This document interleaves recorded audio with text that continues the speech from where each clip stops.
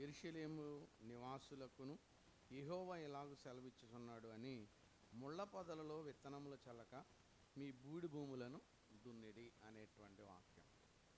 ముండ్ల పొదల్లో మీరు ఏం చేయకూడదంటే విత్తనము చల్లకండి, బీడు భూములను ఏం చేయమన్నాడంటే దున్నండి అనేటువంటి మాట ఇక్కడ మనకి కనబడుతుంది. కనుక విత్తనాల గురించినటువంటి వివరణ చాలా విషయాలు మనం ప్రారంభ పాఠంలో మనం నేర్చుకున్నాం. కాకపోతే విత్తనం అనేది మనం అనుకుంటున్నట్టుగా కొబ్బరి విత్తనము, వరి విత్తనము, లేకపోయినట్లయితే మరొక బఠానీ విత్తనం అనేటువంటి దాని గురించి చెప్పలేదు. కానీ విత్తనం అనేటువంటి దాన్ని యేసుక్రీస్తు వారి పోలిక చెప్తే ఏమన్నాడంటే వాక్యము, నీ వాక్యమే విత్తనం అనేటువంటి దాన్ని చూసాము. కనుక ఈ వాక్యం అనేటువంటి దాన్ని విత్తేటువంటి దాని గురించి చెప్తున్నాడు. ఒక రైతు విత్తనాన్ని విత్తేటువంటప్పుడు అది సారవంతమైనటువంటి భూమా కాదా, ఆ నేల ఏ పంటకి అనుకూలమైనటువంటిది అనేటువంటి దాన్ని గుర్తించి అది నల్లరేగడా, లేకపోతే ఎర్రరేగడా, లేకపోతే ఇక్కడ మరి మినుములు పండుతాయా, లేకపోతే వరి పండుతుందా, లేకపోయినట్లయితే వేరుశనగ పండుతుందా అని దాని గురించి తెలుసుకున్నటువంటి తర్వాత ఆ పంట భూమిలో ఆ పంటను పండించటం అనేటువంటి దాన్ని మనం చూస్తుంటాం. కనుక ఎక్కడ ఏ సారవంతమైనటువంటి భూమిలో ఆ విధమైనటువంటి పంట పండుతుందో తప్ప మనకు నచ్చిందని చెప్పేసి మనం ఒక పంటను వేసినా అది అక్కడ ఫలించదు.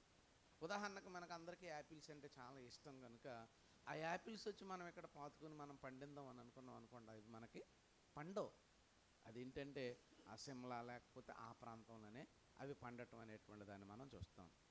అలాగే ఇక్కడ మనకు బాగా కొబ్బరి పండుతుంది కాబట్టి ఇది సస్యశ్యామలమైనటువంటి వాతావరణం అని అనుకుంటే దీన్ని తీసుకెళ్ళి రాయలసీమలోనే ఎక్కడో మనం వేస్తే అక్కడ కూడా సరిగ్గా అవి పండవు.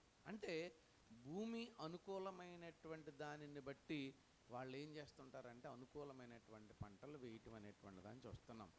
ఇది మనకు అర్థం అవ్వాలని చెప్పి యేసుక్రీస్తు వారు మాట్లాడుతున్నటువంటి సందర్భంలో ఏమంటున్నాడంటే, మరి విత్తనాలు విత్తేటువంటి రైతు ఆలోచిస్తాడు కదా, ఎలాంటి విత్తనాలు విత్తాలో, ఎలాంటి పంటను పండించాలనేటువంటి దాన్ని ఆలోచిస్తాడు. కనుక ఒక దైవజనుడు అంటే వాక్యాన్ని చెప్పేటువంటి వాడు కూడా సంఘం అనేటువంటి దాన్ని దేంతో పోల్చాడంటే వ్యవసాయంతో పోల్చాడు.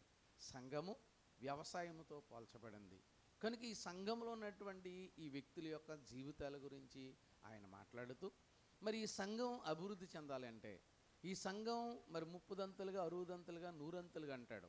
ఇది దినదినము ప్రవర్తమానమై దినదినము సంఘంలో ఉన్నటువంటి సభ్యులు అభివృద్ధి చెందాలి అని అనుకున్నట్లయితే మరి ఏం చేయాలన్నాడంటే విత్తనాలు సరిగ్గా మీరు విత్తండి అన్నాడు. అంటే వాక్యము అంటే అవసరమైనటువంటి వాక్యాన్ని వాళ్ళకి విత్తాలి అనేటువంటి విషయాన్ని ఇక్కడ జ్ఞాపకం చేసినటువంటి సందర్భం మనం చూడడం అనేటువంటి జరుగుతుంది. కాకపోతే మరి విత్తనాలు విత్తడం గురించినటువంటి సందర్భంలో చాలా విషయాలు మనం ఆలోచించడం అనేటువంటి జరిగింది. కనుక ఈ వాక్యం అనేటువంటి దాన్ని విత్తేటప్పుడు చెప్తున్నటువంటి జాగ్రత్తల గురించి ఆయన మాట్లాడుతూ హోషియా గ్రంథము 10వ అధ్యాయము 12వ వచనంలో హోషియా గ్రంథము 10వ అధ్యాయము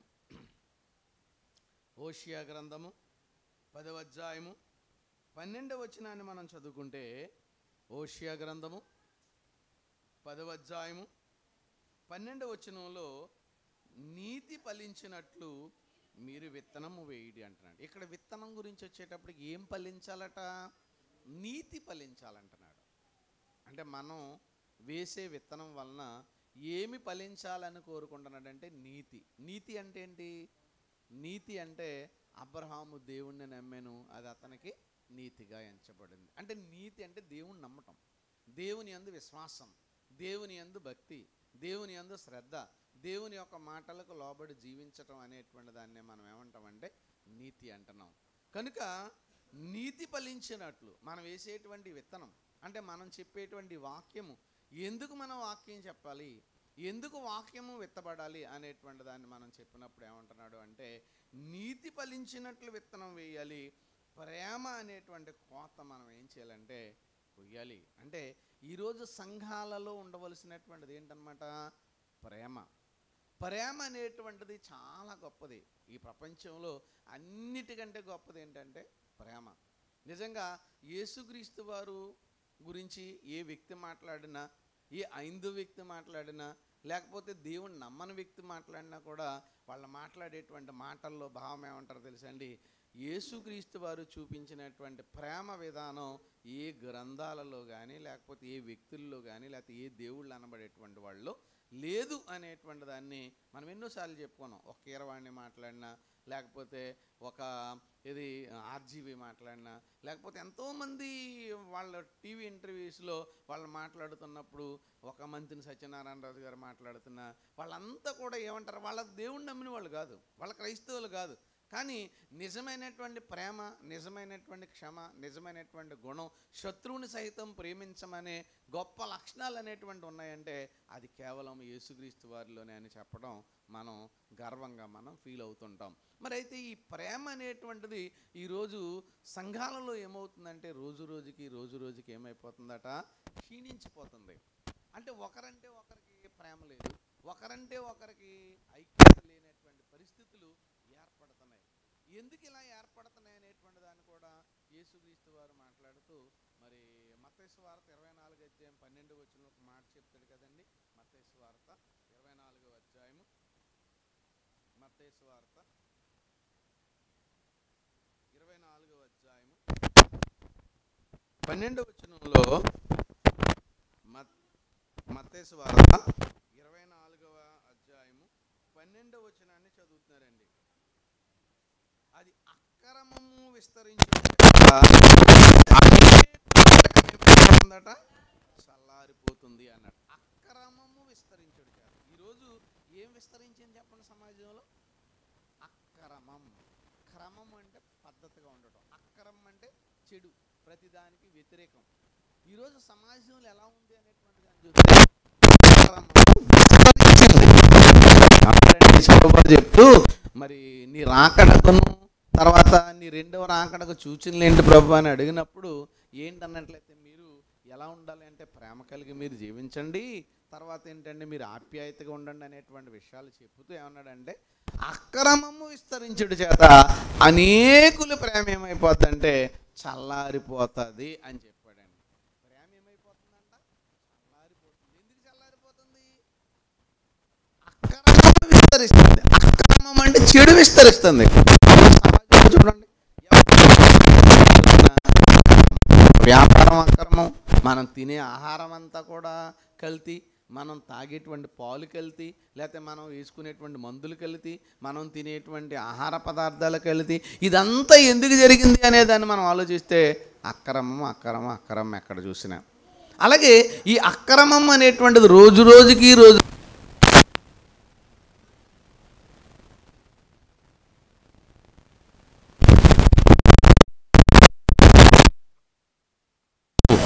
ఇంటింటికి ఒక సంఘం వచ్చినట్టుగా వచ్చింది.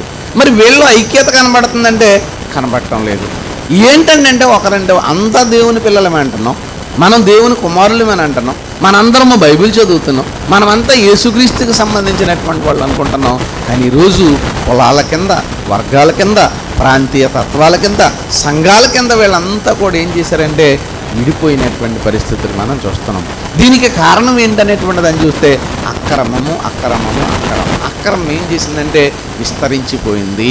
అందుకనే ఏమండి బైబిల్ చాలా గొప్పదండి, మన వాళ్ళంటే బైబిల్ చాలా గొప్పదండి, యేసుక్రీస్తు వారు ఇంకా చాలా గొప్పవాళ్ళు. కానీ ఎవరు గొప్పవాళ్ళు కాదు, క్రైస్తవులు మాత్రం చాలా మోసగాళ్ళు అని అంటున్నారు. ఈరోజు బయట ఉన్న వాళ్ళందరూ కూడా మనం ఎక్కడికైనా వెళ్ళి వాక్యం చెప్పి అని చెప్తే ఏమండి ఇంతవరకు చాలా సభలు జరిగినాయి, లేదా చాలా మీటింగ్లు జరిగినాయి, కానీ ఈ విధంగా చెప్పలేదు. మీరు బాగా చెప్పారు, కానీ మీరు చెప్పినటువంటి మాటలు నాకు విన్నప్పుడు ఒకటి అర్థమైందని చెప్పుకుంటే ఏమంటున్నారంటే బైబిల్ నిజంగా చాలా గొప్పదండి, యేసు ప్రభు వారి బోధనలు చాలా గొప్పండి, కానీ క్రైస్తవులు మాత్రం చూస్తుంటే మాకేమనిపిస్తుందంటే అండి చాలా తేడాగా అనిపిస్తుంది. యేసు ప్రభు వారు కూడా అదే అన్నారు, మీ గురించే కదరా నా నామం అన్ని జనుల మధ్య ఏమైపోతుంది, దూషింపబడుతుంది అంటే మోసం కదండి.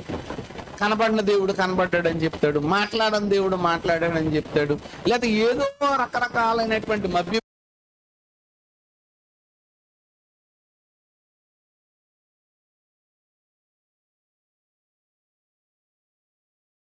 చూడడం జరుగుతుంది. అందుకన్నాడు నీతి ఫలించినట్లుగా మీరు విత్తనం విత్తండి అంటే వాక్యం విత్తితే భక్తి అనేటువంటిది ఫలించాలి.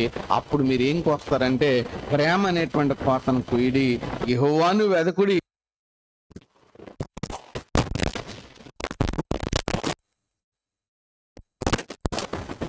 వెతుకుటకు ఇదే సమయం. దేవుణ్ణి వెతికేటువంటి సమయం ఏంటట? ఇదే నిజమైనటువంటి సమయం. కనుక ఈ సమయంలో మీరు దేవుణ్ణి వెతకండి. అప్పుడు మీరు మరి నీతి ఫలించేనట్లుగా మీరు విత్తనం విత్తే, ప్రేమ అనేటువంటి పంటను మీరు కొయ్యాలంటే దేవుడు ఏం చేస్తాడట?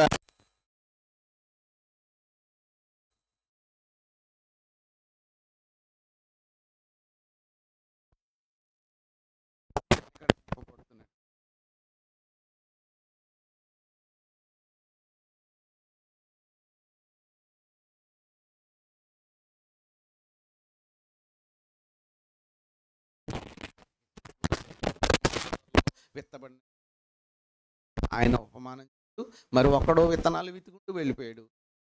కొన్ని త్రోవ పక్కన పడినాయి, కొన్నేమో రాతి నేలను పడినాయి, కొన్నేమో ముళ్ళ పొదలు పడినాయి, కొన్నేమో. అయితే మరి విత్తనాలు విత్తి ఎవరైనా విత్తనం విత్తాడు, చేలో విత్తుతాడు, లేకపోతే పొలంలో విత్తుతాడు, కానీ త్రోవ పక్కన ఎందుకు?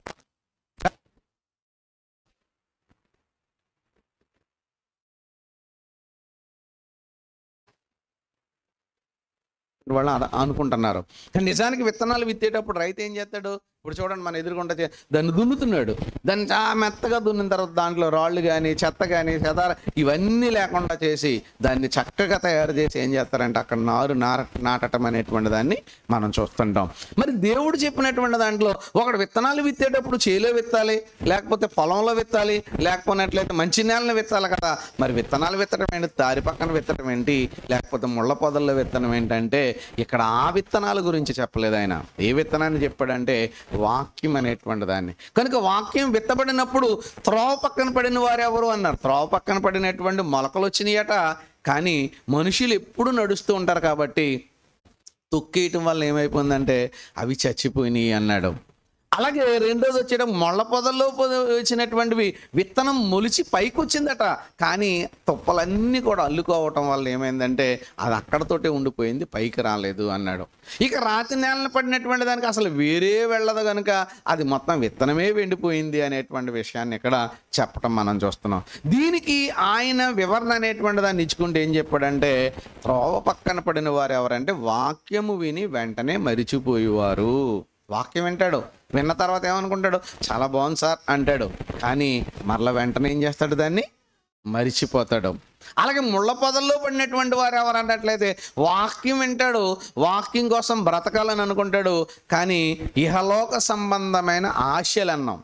ఇది ఏ ఆశలు అంటే సంపాదన అనేటువంటిది, ధనం అనేటువంటి వ్యామోహం, లేకపోతే సమాజానికి సంబంధించినటువంటి బంధుత్వాలు, లేకపోతే ఆరోగ్య ఏదో ఒక ఆరోగ్యం బాగోలేదండి, లేకపోతే నా పరిస్థితులు బాగోలేదనో, లేకపోతే దేవుని దగ్గరకు వద్దాం అనుకుంటున్నాను కానీ నా వ్యాపారం కుదరట్లేదనో, రకరకాలైనటువంటి షాకులు చెప్పుకుంటూ వాళ్ళ ఇహలోక సంబంధమైనటువంటి ఆశల వలన వాళ్ళు దేవునికి దూరం అయిపోతున్నటువంటి వాళ్ళు అనేటువంటి దాన్ని చెప్పారు. ఇక కొంతమంది అయితే రాత్రి నెలంటే ఎంతసేపు ఎన్ని వాక్యం చెప్పాడు, మనసు మాత్రం అసలు తెరవడండి. అసలు నువ్వెన్ని చెప్పినా సరే ఏమంటాడంటే ఇక్కడ ఇలాగే ఉంటుంది కానీ నేను ఇలాగే చెప్తానండి అంటాడు. అంటే వాడు ఎలాంటి వాడంటే రాతి హృదయం. కొంతమందిని ఎంత మార్చాలన్నా, ఎంత చెప్పాలన్నా కొంచెం కూడా మంచిని అనేటువంటి దాన్ని స్వీకరించరు. అలాంటి వాళ్ళు కూడా మన మధ్యన ఉన్నారా అంటే ఉంటారు అని చెప్పాడు. ఇక మంచి నేలన పడిన విత్తనం మొలిచిందట, అది ఫలించింది 30, 60, 100 అలాగా డెవలప్ అయిందని చెప్పాడు. కనుక ఇక్కడ చెప్పేటప్పుడు ఈ విషయం అనేటువంటి దాన్ని ఇక్కడ చెప్పుకుంటూ మీరు విత్తనాలు విత్తేటప్పుడు ఏం విత్తాలో, ఎక్కడ ఏ పంట వేయాలో రైతు ఎలా ఆలోచిస్తాడో వాక్యం చెప్పేవాడు కూడా ఏ సమయంలో ఏ వాక్యం ఎవరికి చెప్పాలో అనేదాన్ని కూడా మనం ఆలోచించి చెప్పాలి. అర్థమైందండి? ఏ సమయంలో. అందుకని మనం టైటిల్స్ పెడతాం. ఈ ప్రాంతం అయితే ఏ టైటిల్ పెడితే మంచిది. ఎందుకు టైటిల్ ఎందుకు? లేదనుకోండి పుట్టినరోజు అప్పుడు ఏ వాక్యం చెప్పాలి, లేకపోతే కృతజ్ఞత మీటింగ్ అప్పుడే వాక్యం చెప్పాలి, లేకపోయినట్లయితే చనిపోయాడు అప్పుడే వాక్యం. ఎందుకు అంటే అక్కడ సమయాన్ని బట్టి మనం ఏం చేయాలి చెప్పండి? వాక్యం విత్తాలి. చచ్చిపోయిన దగ్గరికి వెళుతుంటే ఆనందకరమైనటువంటి మాటలు చెప్తే బాగుండదు. అందరూ సంతోషంగా ఉన్న చోటకి వెళ్ళి ఏడుపు మాటలు చెప్తున్నా బాగుండదు. కానీ సమయ సందర్భాలు అంటున్నా చూడండి. కనుక విత్తనం విత్తవలసినటువంటి సమయంలో, ఏ సమయంలో ఎవరికి ఎలాంటిది అవసరమో అవసరతను చూసి మనం విత్తాలి. అందుకని ఆ వాక్యాన్ని మరి విత్తబడినప్పుడు ఆ వ్యక్తి ఏం చేయాలి? మరి స్వీకరించాలి. కానీ మనోళ్ళు ఏం చేస్తుంటారంటేనండి, ఏమన్నా ఆయన నా గురించి చెప్పాడా, నా గురించే మాట్లాడా అని అనుకుంటే అసలు వాక్యం అనేటువంటిది హృదయంలోకి వెళ్తుంది. ఇది ఎలాంటిదంటే రాతి నేల లాంటిది అనమాట. ఉన్నాడు, వాక్యం వింటున్నాడు అనుకుంటున్నాడు, దేవుని దగ్గరికి వస్తాం అనుకుంటున్నాడు, కానీ హృదయంలో దేవునికి ఏమి ఇవ్వట్లేదు, చోటు ఇవ్వట్లేదు. అందుకని వాక్యము రెండంచులు మనం చెప్పుకున్నాం. హెబ్రీ పత్రికలో 4:12 ఏంటన్నట్లయితే, రెండంచుల ఎటువంటి ఖడ్గము కంటేను కీళ్లను మూలుగును విభజించినంత మట్టుకు ఏం చేస్తుంది, దూరుచు హృదయం యొక్క తలంపులన్నిటినీ చేపడుతుంది. అలాంటి వాక్యాన్ని మనం స్వీకరించకపోతే, అలాంటి వాక్యాన్ని అందుకనే మీరు ఎక్కడ వెతకండి అంటే, ముళ్ళ పొదల లాంటి వినేసిపోయేవాడికి, మార్పు లేనివాడికి వాక్యం చెప్పడం అవసరమా? మనం అంటాం సర్వసృష్టికి వెళ్ళి యేసుప్రభు వారు కూడా ఏమన్నారు, సర్వసృష్టికి వెళ్ళి సువార్తను ప్రకటించండి అన్నాడు. నిజమేనా? సర్వసృష్టికి వెళ్ళి సువార్తను ప్రకటించాలి. అదే ఆయన ఏమన్నాడు అనుకో, మీరు ఎవరైనా ఇంటికి వెళ్ళారు అనుకోండి, మీరు వాక్యం చెప్తున్నారు అనుకోండి, వాళ్ళు మిమ్మల్ని ఇంట్లోకి చేర్చుకున్నారు అనుకోండి, శుభమని చెప్పి వెళ్ళి వాళ్ళకి దేవుని మాటలు చెప్పండి.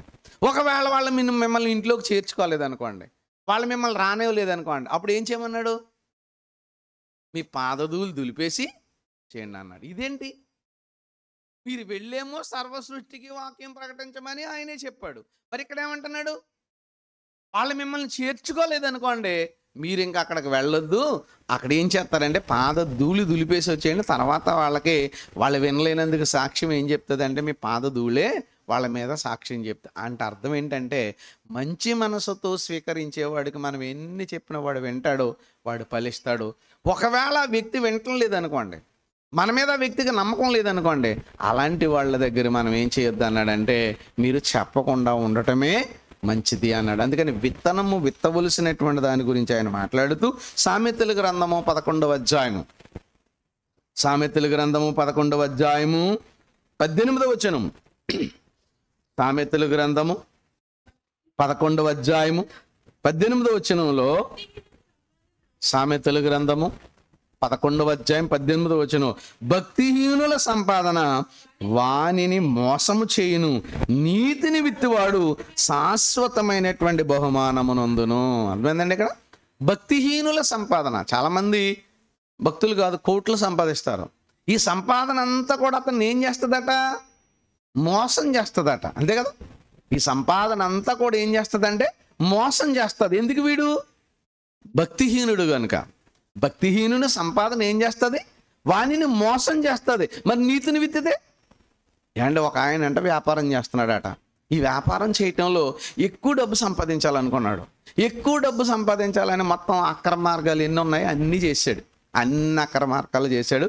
మొత్తం కోట్లు కూడగట్టేశాడు. ఎవరి కోసం అంటే తన కుటుంబం కోసం. అంతే కదా, ఎవరు ఏ భర్త అయినా లేకపోతే ఏ భార్య అయినా ఎవరి కోసం చేస్తుంది ఇవన్నీ? తన పిల్లల కోసం, తన కుటుంబం కోసం. వీడు అక్రమమైనటువంటి మార్గాలు ఎక్కడెక్కడైతే ఉన్నాయో అన్నీ అవలంబించి మొత్తం మీద కోట్లు సంపాదించి కూడగట్టాడు. కూడగట్టిన తర్వాత మొత్తం మీద దొరికిపోతాడుగా, తప్పు చేసినాడు. దొరికిపోయిన తర్వాత వీడేం చేశాడు, జైలుకి వెళ్ళిపోయాడటండి. జైలుకి వెళ్ళిపోయిన తర్వాత, జైల్లో ఉన్న తర్వాత లాస్ట్ టైంలో ఇతనికి ఏంటంటే ఇక మరి ఇతను చేసినటువంటి నేరాలు చిన్నవి కాదు, అన్నీ ఇన్ని కాదు. కాబట్టి ఇక ఎంతవరకు వచ్చింది అనేటువంటి దాన్ని చూస్తే ఇతడు ఇక ఇది యావజ్జీవ కారాగార శిక్ష చివరి స్థితి వరకు వచ్చేసినటువంటి పరిస్థితి ఏర్పడిన తర్వాత ఒకరే నీ చివరి కోరిక ఏంట్రా బాబు నువ్వు చెప్పంటే జైలు అధికారిని అన్నాడంట. జస్ట్ నేను ఒక్కసారి వెళ్ళి నా కుటుంబాన్ని చూసి నా పిల్లల్ని అందరినీ చూసి వెంటనే నేను వచ్చేస్తాను, నాకు ఒక అవకాశాన్ని ఇవ్వండి అని చెప్పాడు. సరే అన్నారు. ఇతను వచ్చాడట. ఇతను వచ్చేటప్పటికి అప్పటికి ఇంట్లో ఒక కొడుకు ఒక మనవడో పుట్టినరోజు వీడికి జరిపించుకుంటూ అందరూ చాలా సంతోషంగా చాలా హ్యాపీగా ఉన్నారు. వీడేమనుకుంటున్నాడు పాపం, నేను జైల్లో ఉన్నాను, వీళ్ళ కోసం ఇన్ని చేశాను, ఈవేళ రేపు ఉరి తీస్తారని పేపర్లో కూడా ప్రకటన వచ్చింది, మా వాళ్ళంతా ఏడుస్తూ కూర్చుంటారేమో అని వీడు అనుకున్నాడు. కానీ ఇక్కడికి వచ్చేటప్పటికి వీళ్ళు చాలా ఆనందంగా చేసుకుంటున్నారు. ఇలాగ ఎంటర్ అయిన వెంటనే ఎవరు చూశారట, కొడుకు చూశారట. కొడుకు చూసి భార్య చూసి వెంటనే అతను ఏం చేశారంటే గదిలోకి లాక్కుంటూ వెళ్ళిపోయి, గొప్ప పని చేసావులే, మా పరువు తీటకు వచ్చావా నువ్వు, ఇప్పుడు ఈ విధంగా మమ్మల్ని చూస్తే ఈ 10 మందిలో మమ్మల్ని ఎంత దారుణంగా ఏమనుకుంటారో, అసలు నువ్వు బయటికి రాకని చెప్పేసి లోపలెట్టి వీళ్ళందరూ వెళ్ళిపోయిన తర్వాత అప్పుడు జాగ్రత్తగా పంపించారు. అప్పుడు వీడికి అర్థమైంది ఎవరి కోసం చేసాడు ఇదంతా, ఇటు వీళ్ళ కోసం ఇంత చేశానా, మరి వీళ్ళు ఏం చేశారు నన్ను అంటే ఇప్పుడు తండ్రిగానో భర్తగానో చెప్పుకోవడానికి కూడా వీళ్ళకి ఇష్టం లేనటువంటి పరిస్థితులు ఉందంటే నిజమేనండి. రోజు సమాజంలో వాడేమంటాడు తెలుసా, మీకోసమే కదరా అన్నాం అనుకోండి, ఏమంటాడు కొడుకు, నా కోసం నిన్ను ఎవడ చేయమన్నాడరా అంటారు. నా కోసం నిన్నెవడ చేయమన్నాడా అక్రమాలని అడుగుతారు, అంతే కదా. కానీ మనిషి మాత్రం ఏమనుకుంటాడో తెలుసా, అక్రమాలు చేసుకుంటూనే పోతాడు. అందుకనే భక్తిహీనుని సంపాదన వానిని ఏం చేస్తుందట, మోసం చేస్తుంది. ఇంత అన్యాయం చేసి సంపాదించినందుకు ఇతనికి మిగిలేదేంటి, ఇతనికి మిగిలేది ఏంటంటే ఇన్ని కోట్లు సంపాదించాడు కదా, అతనికి మిగిలేది ఏంటంటే చివరికి ఏం మిగులుతుంది చెప్పండి, భక్తిహీనుని సంపాదన ఏం మిగులుతుందంటే మోసం. ఎవడైనా అక్రమంగా చేస్తే, ఎవడైనా అన్యాయంగా చేస్తే, ఏమైనా మోసంగా చేస్తే దీని అంతటి వలన వచ్చే ప్రతిఫలం ఏంటో తెలుసా, నరకం కదా. అందుకని ఏమంటున్నాడంటే నీతిని విత్తువాడు. అందుకని మనం ఏం విత్తనాం ఇక్కడ ఇప్పుడు, నీతి అంటే వాక్యమును విత్తువాడు ఏమవుతుంది, శాశ్వతమైన బహుమానం. కనుక వాక్యము వలన మనకు వచ్చేదేంటి, శాశ్వతమైన బహుమానం, నిత్య జీవం. ఈ భూమి మీద ఉండేటువంటిది కొద్ది కాలం, అల్పకాలం.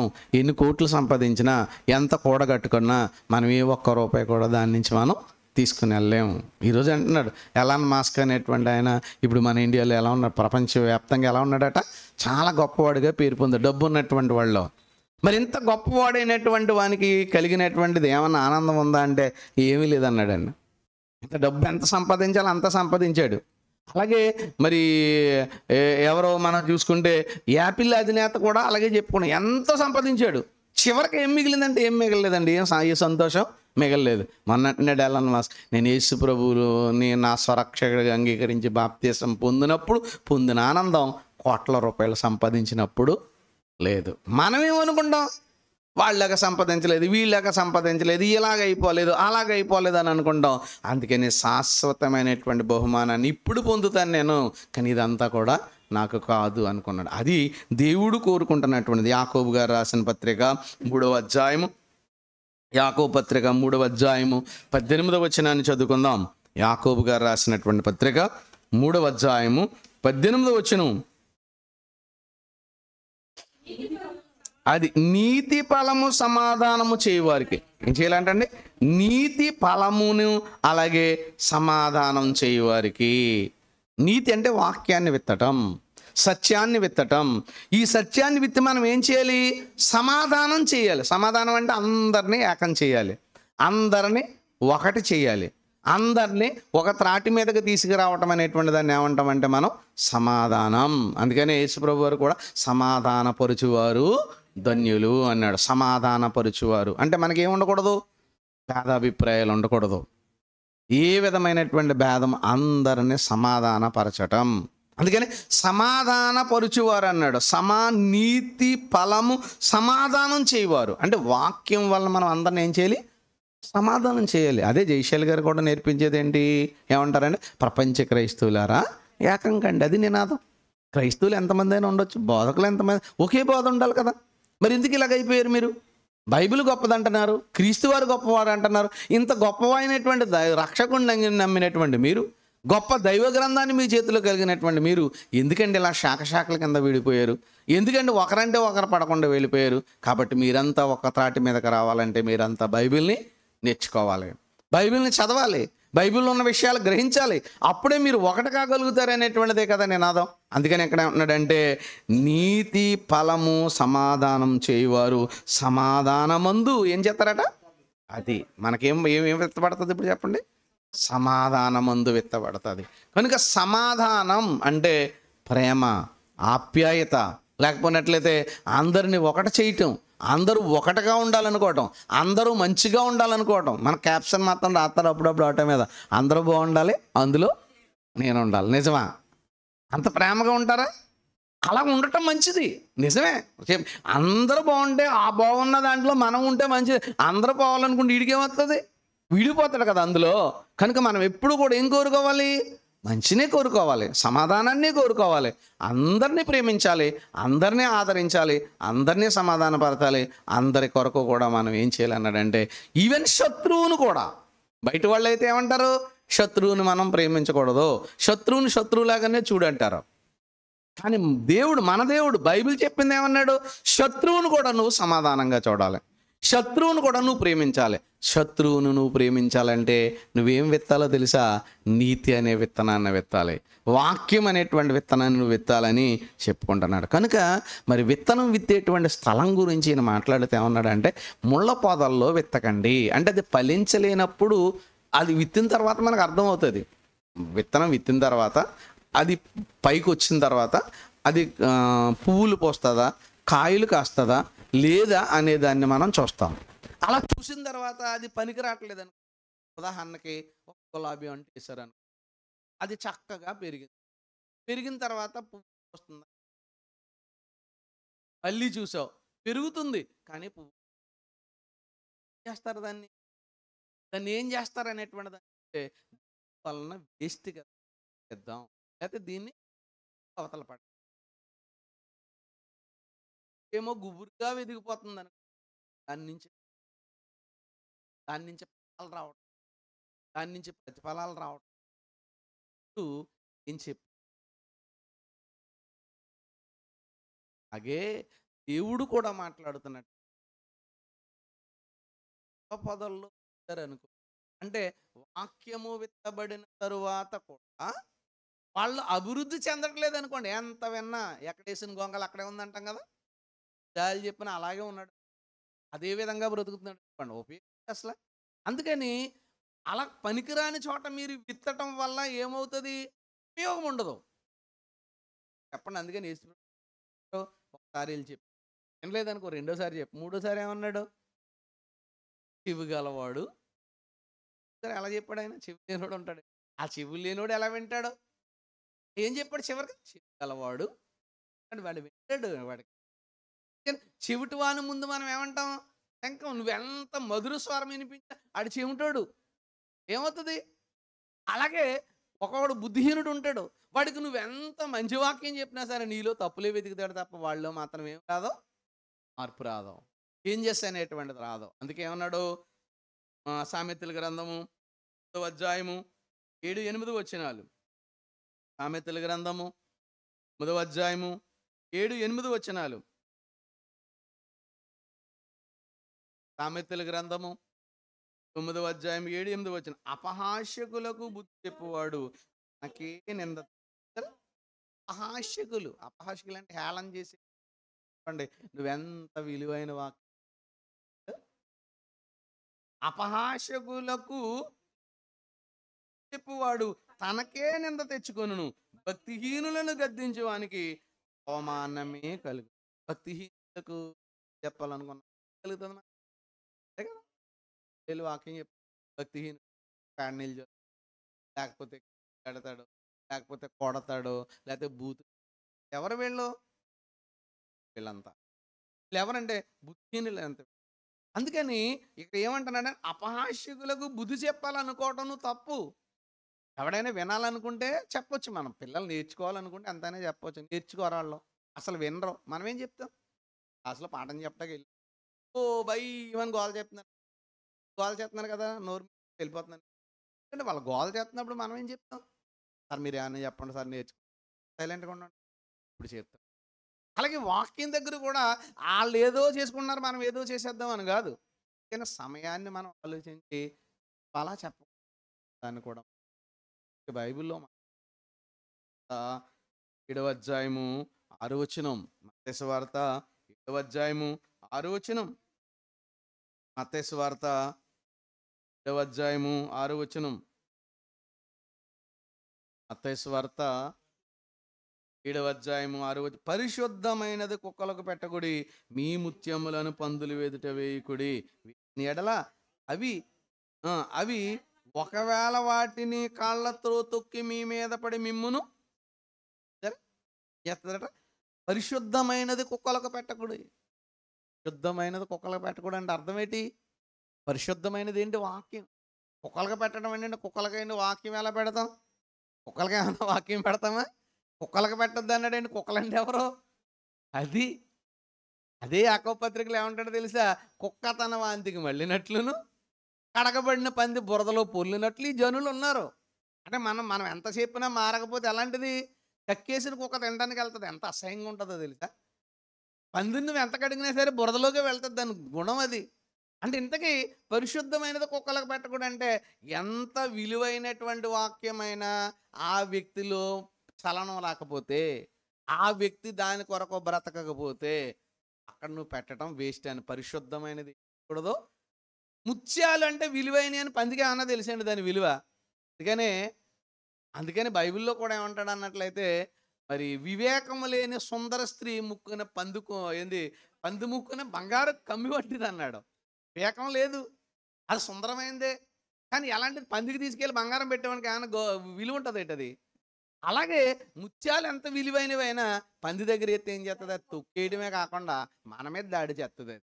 మనుషులనేటువంటి వాళ్ళు ఎలా ఉంటారంటే, వాక్యం వినకపోతే, వాక్యం విని మారకపోతే, అలాంటి వాళ్ళ దగ్గర మీరు జాగ్రత్తగా ఉండండి అన్నాడు. వాక్యం చెప్పమన్నాడు అంటమే కాదు, ఆ వాక్యాన్ని ఎవరికి చెప్పాలో, ఎప్పుడు చెప్పాలో అందుకని ఏమన్నాడనమాట, ఏం చేయనండి మీరు విత్తనం విత్తేటప్పుడు ఎక్కడ విత్తకండి ఇప్పుడు? ముళ్ళ పొదల్లో విత్తకండి.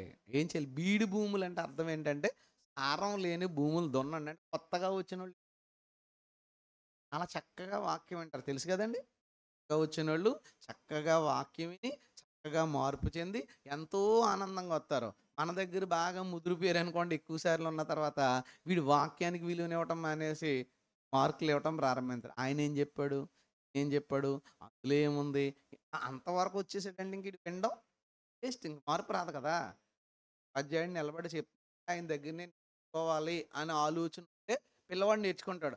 నిలబడ్డవాడి కంటే నాకే ఎక్కువొచ్చు, ఆడికేమొచ్చు అని